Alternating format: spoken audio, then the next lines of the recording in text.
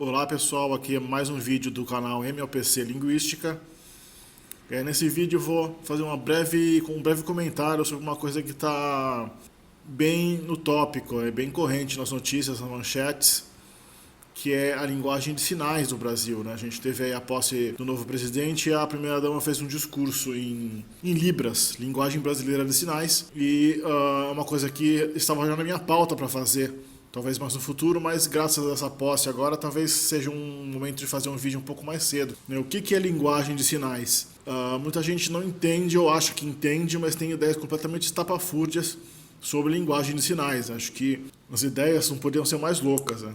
A linguagem de sinais, né, ao contrário do que as pessoas pensam, não é uma versão gesticulada do português ou da língua do qual seja a língua que a comunidade surdo-muda esteja vivendo, né? E a linguagem de sinais também não é uma coisa universal. Cada país tem pelo menos uma linguagem de sinais, às vezes tem alguns países que têm até mais. A linguagem de sinais é uma linguagem mesmo, ela tem sintaxe, ela tem, não a fonologia, porque não tem sons, mas o que chamam de fonologia na linguística da linguagem gesticulada, seria o que a gente pode chamar de gestologia, o estudo de como funciona o sistema de gesticulações dessa língua.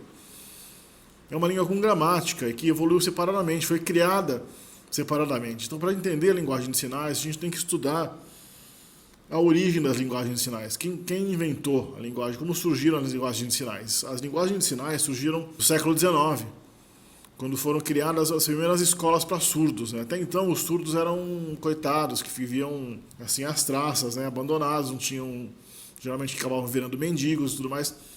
Quando foram criadas as escolas para surdos, né, especialmente crianças surdas, de repente você teve um monte de crianças surdas que não tinham como adquirir a linguagem falada daquela comunidade lá na Europa, né? Começou lá na Europa, nos Estados Unidos.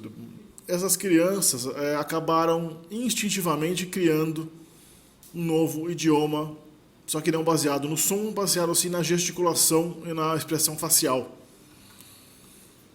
Até os anos 50, 60, isso era pouco conhecido, as linguagens de sinais eram ignoradas pela linguística. E até hoje são muito pouco estudadas pela linguística. Nos anos 50 ou 60, houve uma linguista que acompanhou, eu não sei se era linguista ou se ela fonoaudióloga, mas ela acompanhou uma comunidade de crianças na Nicarágua, crianças surdas. Que a Nicarágua, sendo um país muito pobre, naquela época se criou a primeira escola de surdos do país. As crianças não tinham escola de surdos na época. E essa pesquisadora, ela acompanhou a formação dessa escola de crianças. Ela viu que as crianças foram levadas para escolas em questão de alguns anos nessa nova escola, como havia muitas crianças convivendo que não tinham idioma nenhum, porque quando a pessoa nasce surda, ela não adquire o idioma falado, no caso do espanhol, né, no Nicarágua. Uma criança nasce sem adquirir nenhum idioma, então eles não tinham nenhuma base de comparação, né? Pessoas sem idiomas, pessoas desprovidas de linguagem mesmo. Mas sendo crianças, tendo ainda o instinto linguístico bastante ativo, né, e a vontade de se comunicar, o instinto humano de se comunicar, eles acabaram criando uma linguagem baseada na linguagem de sinais. No começo não era muito estruturada, mas à medida que as crianças foram crescendo, novas crianças foram sendo adicionadas à comunidade, aquela linguagem de sinais foi ganhando uma estrutura consolidada. E elas espontaneamente geram um tipo de comunicação gesticulada que, eventualmente, à medida que novas gerações vão chegando àquela escola, aquela comunidade de surdos vão aprendendo essa linguagem não muito estruturada que é criada no começo, elas vão dando naturalmente uma estrutura gramatical coerente, estável para essa língua.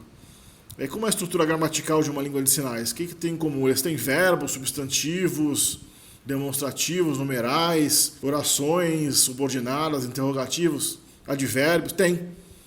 Essas categorias parecem estar integradas ao nosso instinto comunicativo, né? Mesmo essas crianças da Nicarágua, que não tinham língua nenhuma no cérebro, elas criaram uma língua que tinha essas categorias. Tinha verbo, tinha substantivo, tinha uma sintaxe organizada, que geralmente não tem nada a ver com a língua falada naquele país, porque as crianças, no caso da Nicarágua, bem como a língua de sinais brasileiras, também foi criada de maneira muito similar, né?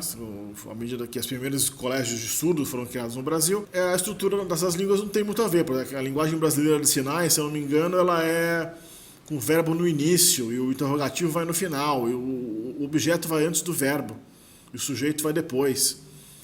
Então tem uma estrutura fonética, uma estrutura sintática, aliás, os componentes, né, o sujeito, verbo, objeto, advérbio, interrogativo e tudo mais, adjetivo, eles vêm em posições diferentes da do português, obviamente, porque as crianças que criaram a linguagem de sinais brasileiras, com toda a probabilidade, não tinham nenhum conhecimento do português brasileiro, então o português brasileiro não teve nenhuma chance de influenciar essa linguagem de sinais, a não ser depois, à medida que adultos que já conheciam o português brasileiro foram sendo expostos, então houve uma contaminação, né, do léxico do português, mas a estrutura gramatical da língua de Libras é bem diferente da nossa.